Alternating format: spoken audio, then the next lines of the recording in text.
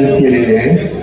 Advocate Shahaji बापू पाटील यांचे 15 नगरसेवक विजयी झाले व नगराध्यक्ष या माध्यमातून मतदारांचे व मतदार बंधू सर्वांचे आभार मानण्यासाठी ही जी सभा ठेवलेली आहे.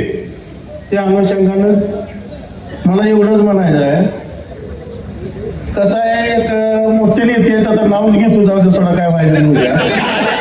माजी आमदार दीपक आबा साळुंखे पाटील यांनी एका पत्रकार परिषदेत सांगताना काय सांगितलं, बाहेर देताना 21 तारखेच्या निकालानंतर बहुतेक शहाजी बापू पाटलाला येण्याच्या इस्पितळात जमा करावं लागतं. आता नक्की कोणाला जमा करावं लागतं तुम्हाला सगळ्यांना माहिती आहे. आणि 52,000 मताच्या मालकानं एवढं 23च्या 23 जागेचा दावा करून जागा आली एक. 53 जागांवर तिने दावा करून शिवाजी बनकरची ती स्वतःच्या ताकदीवर आलेली जागा आहे, ती एक सुद्धा जागा त्यांची आलेली नाही. ही काय मी तुम्हाला सांगावं लागत नाही.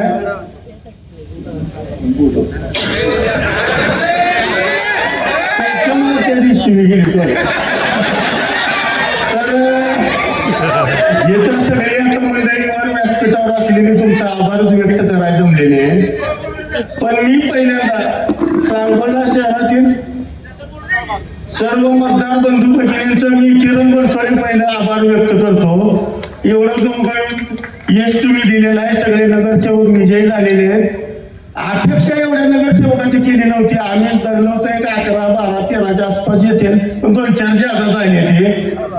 आणि ह्या दोघांना युती केल्यामुळे ही दोघं एक झाल्यामुळं हे चित्र बघायला मिळालं. त्यांचं दोघांचा आभार मानतो. ही दोघं एक होत नव्हती तर एवढी लोक बी येत नव्हती आमची.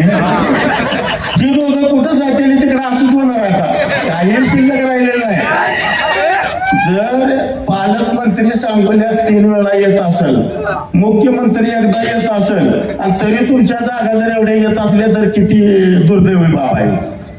त्याचं कारण एक आहे, एका माणसाला एकटं टाकायचं, कुरघोड्या करायच्या, सगळी एकत्र यायचं, त्या माणसावर सगळं राजकारण एकट्याला बाजूला सारायचं. आज शहाजी बापू पाटलाचं योगदान काही कमी आहे का मला सांगा भाजपसाठी? भाजपची सत्ता महाराष्ट्रात आणण्यात सिंहाचा वाटा आहे बापूचा, हे तर मान्य आहे सगळ्याला. शिंदे साहेबांना पण माहित आहे बापूचा जास्त ह्यात सगळं आहे. मला सांगा, बापूला भाजपनं पण वेगळं टाकायचं काय संबंध नव्हता. ह्या दोघांना तिकडे घ्यायचा काय गरजच नव्हती. हो, हे राजकारण जनतेला काय पटलेलं नाही. शहरातल्याच काय पूर्ण तालुक्यातल्या जनतेला पटलेलं नाही. त्यामुळे जनतेने हे दावून दिलेलं आहे. कसं होता, विरोधातला माणूस सुद्धा बापूचंच काम केलेलं आहे. ही दोघं एक झाल्यामुळे विरोधातल्या तिकडच्या माणसाचं बापूचंच काम केलंय. आम्हाला सांगितलं मी तिकडं असतो, गुलाल तिकडं असतोय. आता काय माहित गुलाल आहे का काय आहे, कुठं आहे ते काय माहित नाही, दिसली नाही ती. आणि भाजपला काय आता टीका टिप्पणी करत बसत नाही, कारण कसं आहे बापूचा जरा कल भाजपकडे दिसायला लागला. असू द्या, त्यामुळे मी करून काय उपयोग नाही. पालकमंत्र्यांना स्टेटमेंट दिलं मतदानाच्या ह्याच्यात, देवेंद्र फडणवीसांनी लाडक्या बहिणीला 1500 रुपये खात्यात दर महिन्याला दिले. नवऱ्याने पण हिला कधी दिलं नव्हतं. ही भाषा पालकमंत्री. असू द्या, आता त्या विषयावर बोलायचंच नाही. काय बोलायचं सांगायचे, ते महिलांनी बी दावून दिले भगिनींनी सगळ्या. मला फक्त ते एकाच शीटचं बोलायचं आहे. बापू ती काय सीमा सर गरज ना, शेरडं लागणारी माझी बहीण, माझी माऊली. मुंबईत बापून त्या पुरीचं नाव घेतलं. शेरडं लागणारी 4-450 वाईट कुटीला मालकडी त्याच्या पोरीला पाडलं, सफाई केलं. सारखं हेलिकॉप्टर त्याच्याच बंगल्यावर आहे, सारखं हेलिकॉप्टर त्याच्याच बंगल्यावर आहे. बापून उमेदवाऱ्या कोणाला दिल्या बारकाईनं बघा. रिक्षावाला रियाज, ती शेरडं राखणारी माझी भगिनी. काय बापून कुठल्या मोठ्या करोडपतीला उमेदवाऱ्या दिल्या नाही, त्या मोठ्या पैसेवाल्याला दिल्या नाही, त्या तिने सगळ्या ह्यांच्या उमेदवाऱ्या स्वतःला घेतलेल्या करोडपती. हेलिकॉप्टरनं गुलाल उधळायची तयारी ह्यांची. काही नाही, सगळ्या जनतेनं धावून दिले. पैसेवाला असला, किती जर मोठा असला तर मतदारापेक्षा मोठा कोणीही नाही. आणि सांगोल तालुका भाई गणपतराव देशमुखानंतर त्या तालुक्याचा मालकच शहाजी बापू पाटील आहे. शहाजी बापू पाटलाशिवाय या तालुक्यात कुणाचंच चालणार नाही. कुणी कितीही काही करत बसू द्या. अहो किती पक्ष बदलला बा. काय तुम्ही आता MIM मध्ये जर जाऊन बघा त्यात तर काय होतंय का बघा. तुम्ही कुठला पक्ष सोडला नाही म्हणलं तुम्ही म्हणताय त्याला माझे पायाची माती कपाळाला लावाय देत नाही. आता काय अवघड झाले. बिगर 10 रुपये वाटता मग मी 52,000 मताचा मालक आहे. आता अवघड झाले गेले कंडिशन बेकार झाली.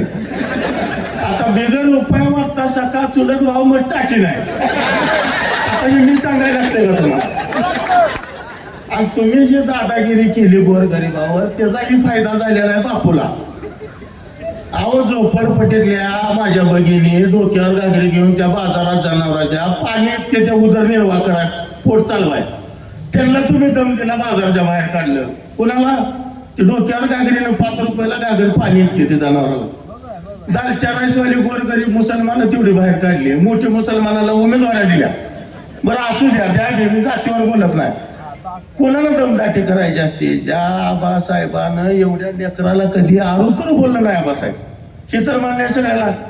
55 वर्ष आमदार असून कोणाला आरेतुरीची भाषा केली नाही. लहान लेकराला आबासाहेब आवाजाव बोलत होते. आणि तुम्ही बाबासाहेब देशमुख दादागिरीच करायला लागले. आता ही नवीनच फायदा पाडलाय. त्यांच्या घराने कवा दादागिरी केली. ज्याला त्याला घडी फोन करायला आले तर तुझं असं करीन तुझं तसं करीन. बाजारच्या बाहेर बाजारात यायचं नाही. धंदा बंद करा. आता अवघड झाले. बापूला लई लोडच पडला नाही. मग बापून काय करायची गरजच नाही. हिने स्वतःच पायावर कुराड घालून घेतली. आता काय बोलायचं सांगा. घरातल्या घरातच सरळ नाही.